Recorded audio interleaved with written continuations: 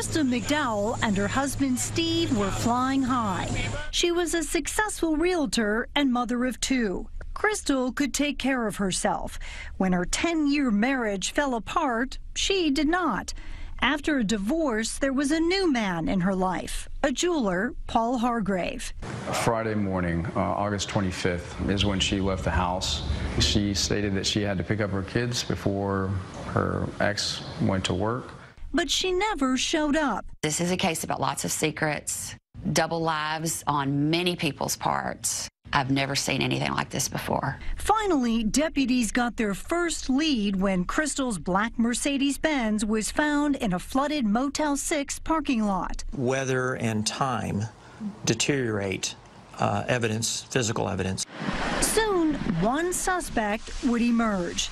Deputies discovered video surveillance tape they say shows someone who looked just like Crystal's ex-husband, Steve McDowell, dumping her car. We didn't have enough to arrest him. Investigators were close, turning up the heat on Steve McDowell. When they took his children away, he began to break, promising to come into the sheriff's department after he talked to his older daughter. He told her Texas Rangers were coming for him. And I asked him, you know where the body is? And he just looked away from me and just bawled his eyes out. What did you think at that point? I literally dropped to my knees and just cried. Maureen Maher is with us now, and Steve McDowell has been charged with the murder of his ex-wife. So what happens next? Well, you would think, even though McDowell has confessed, Mary, that would be the end of it. Unfortunately, he still has many choices in terms of how long this could drag out in the court system. He could still go to court. He can still be found guilty, but then do something calling it sudden passion. In Texas, if you claim sudden passion, it could take a sentence down to just 2 years. So, Marie, what do investigators believe that the motive was behind this? Well, I think a lot of people in the investigation have said it was jealousy, that she had a new boyfriend, which you saw in the piece, but also she was kind of his meal ticket. She was the breadwinner in the family. She purchased the big house for him.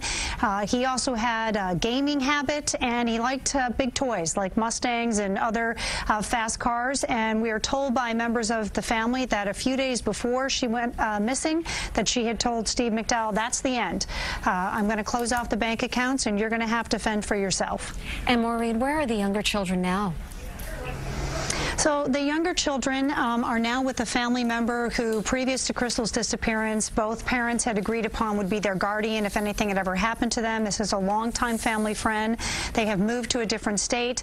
Guardianship is not completely transferred over, but they expect that in the next 6 months. But if Steve McDowell gets out in just a couple of years, he could petition the court for parental rights again. Oh, incredible. All right, Maureen, thank you. And you can watch Storm of Suspicion on 48 Hours tomorrow night right here on CBS 2. That's at 10 o'clock.